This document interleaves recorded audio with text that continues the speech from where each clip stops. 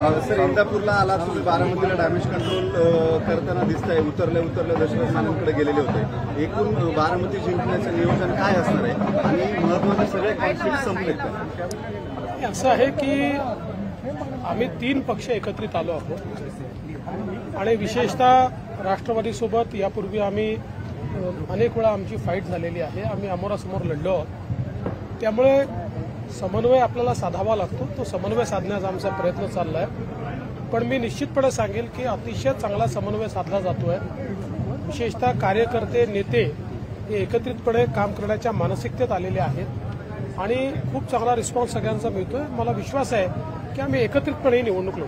Sir, नेते एकत्र आलेत, मात्र कार्यकर्त्यांची मनं काही जुळलेली दिसत नाहीत. म्हणजे अगदी आता बाहेर, बंगल्याच्या बाहेर सुद्धा कार्यकर्ते बोलताना जोपर्यंत आम्हाला विधानसभेचा शब्द मिळत नाही तोपर्यंत काम करायच्या मानसिकतेत आम्ही नाही होत, अशा प्रतिक्रिया आहेत कार्यकर्ता हा सैनिक असतो आणि सैनिकाचं एकच लक्ष असतं की आपले जे सेनापती आहेत त्यांच्याकरता आपल्याला लढायचं आहे. सेनापतींचं काम असतं की आपल्या सैनिकांना योग्य दिशा द्यायची. त्यामुळे त्यांनी या ठिकाणी जी भावना व्यक्त केली ती साहजिक आहे. पण आज मला हा विश्वास आहे की आमच्या सगळ्या सैनिकांना आम्ही निश्चितपणे समजावून सांगू शकू. त्यांचे सेनापती देखील त्यांना योग्य प्रकारे सांगतील आणि सगळ्यांना न्याय मिळेल अशा प्रकारची व्यवस्था येत्या काळात आम्ही उभी करणार. सर, तुम्ही माने कुटुंबियांची भेट घेतली, त्या ठिकाणी बंगलदास बांधल देखील उपस्थित होते का? प्रवीण मानेंना तुमच्या पक्षात घेत आहे का? असं आहे की माने दादांशी माझे खूप जुने संबंध आहेत, वैयक्तिक संबंध आहेत. ते अनेक वेळा माझ्या घरी येतात. ते बऱ्याच दिवसापासून माझ्या मागे लागले होते की तुम्ही इंदापूरला येता पण माझ्याकडे तुम्ही येत नाही. त्यामुळे मी त्यांना कबूल केलं होतं की मी तुमच्याकडे चहा प्यायला येईन आणि म्हणून मी त्यांच्याकडे चहा प्यायला गेलो होतो आणि ते आमच्या सोबतच आहेत, आमचे जुने सहकारीच आहेत. सर्व दैनिकांमध्ये आज ऍडव्हर्टाईज आलेले आहेत की मित्रांनो, भ्रष्टाचारींच्या विरोधात कारवाई करेल, एकाला जुमला पार्टी भरेल. कसं बघताय?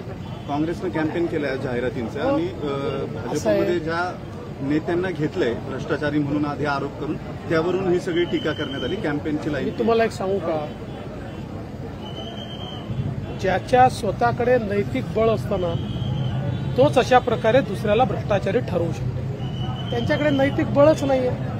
त्याच्यामुळे अशा प्रकारे त्यांनी किती कॅम्पेन केलं तरी तो केविलवाणा प्रयत्न ठरेल, त्यापेक्षा जास्त काही नाही. सर, राज्यात दुष्काळाची परिस्थिती गंभीर झालेली आहे. अनेक गावं बहिष्कार टाकण्याच्या मनस्थितीत, काय सांगाल? आम्ही सर्व गावांना ही विनंती करतो की आपण दुष्काळाचं नियोजन केलं आहे, पाण्याचं नियोजन केलेलं आहे, पिण्याचं पाणी पोचलं पाहिजे असं नियोजन केलं आहे. दुष्काळ पडू नये म्हणून ज्या ज्या ठिकाणी आवश्यक आहे तेवढं पाणी राखून ठेवलं आहे. पाण्याची सगळी गणितं आपण जुळवलेली आहेत.